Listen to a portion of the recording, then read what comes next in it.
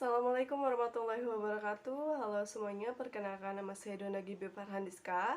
Di sini saya akan menjelaskan terkait perbedaan antara kajian pustaka dengan tinjauan pustaka serta mengenai data dan bahan hukum. Masuk dalam pembahasan terkait perbedaan kajian pustaka dan tinjauan pustaka.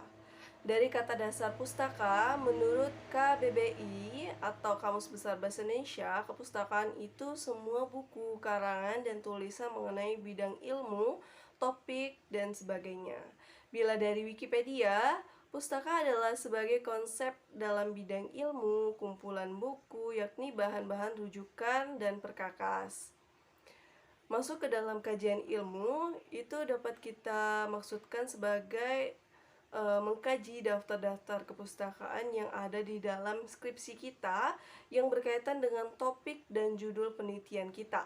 Bisa dari buku, penelitian-penelitian dahulu, dan sumber lainnya.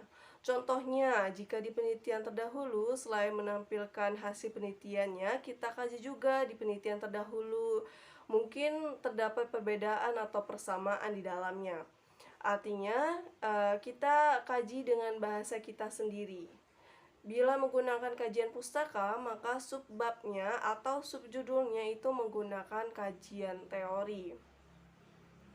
Adapun terkait tinjauan pustaka, sama seperti sebelumnya, namun tidak perlu dikaji dengan bahasa kita sendiri, itu cukup dipaparkan saja penelitian-penelitian terdahulunya.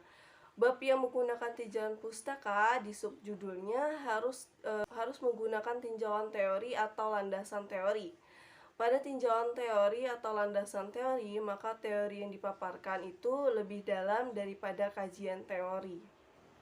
Masuk ke dalam pembahasan data dan bahan hukum. Data itu dibagi menjadi dua, yaitu data primer dan data sekunder. Data primer yaitu data yang diperoleh secara langsung dari sumbernya atau dari sumber pertama. Data lebih sering digunakan dalam penelitian-penelitian sosial. Adapun data sekunder yaitu data yang menjelaskan data primer, seperti bahan-bahan dari kepustakaan, kemudian jurnal, buku-buku referensi, artikel, itu dapat dikatakan sebagai data sekunder yang banyak menjelaskan terkait data primer. Adapun bahan hukum itu berbeda dengan data dalam penelitian ilmu sosial. Bahan hukum hanya dikenal dalam penelitian hukum, tidak dikenal dalam penelitian ilmu sosial. Kemudian bahan hukum juga dibagi menjadi dua, yaitu bahan hukum primer dan bahan hukum sekunder. Bahan hukum yaitu bahan yang hanya berisi peristiwa-peristiwa hukum jika itu empiris. Atau dalam hukum penelitian normatif, bahan hukum itu adalah bahan yang dipakai untuk menjawab permasalahan-permasalahan hukum. Kemudian bahan hukum primer itu dapat dikatakan sebagai bahan hukum yang mengikat, yang otoritatif, seperti peraturan perundang-undangan. Peraturan perundang-undangan itu merupakan bahan hukum primer yang kita bisa akses langsung kepada peraturan perundang-undangannya untuk menjawab berbagai permasalahan yang dirumuskan dalam penelitian hukum, terutama penelitian hukum yang normatif ya. Itu mulai dari Undang-Undang Dasar 45, kemudian TAP MPR, Undang-Undang, Perpu, PP, Perpres, sampai ke Perda. Itu bisa jadi bahan hukum primer.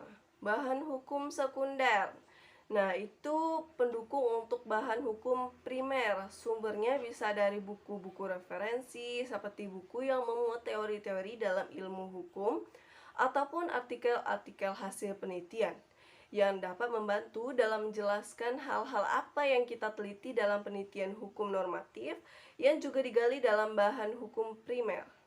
Bahan hukum primer akan selalu membutuhkan bahan hukum sekunder dalam membantunya menjelaskan permasalahan atau adapun bahan hukum tersier yang juga dikenal dalam bahan hukum. Bahan hukum tersier itu menjelaskan bahan hukum yang primer serta menjelaskan juga bahan hukum yang sekunder. Dapat diperoleh biasanya dari kamus hukum, ensiklopedi itu yang menjelaskan terkait konsep-konsep tentang hukum. Baik, sekian yang dapat saya sampaikan. Bila terdapat kesalahan kata, saya mohon maaf. Wassalamualaikum warahmatullahi wabarakatuh.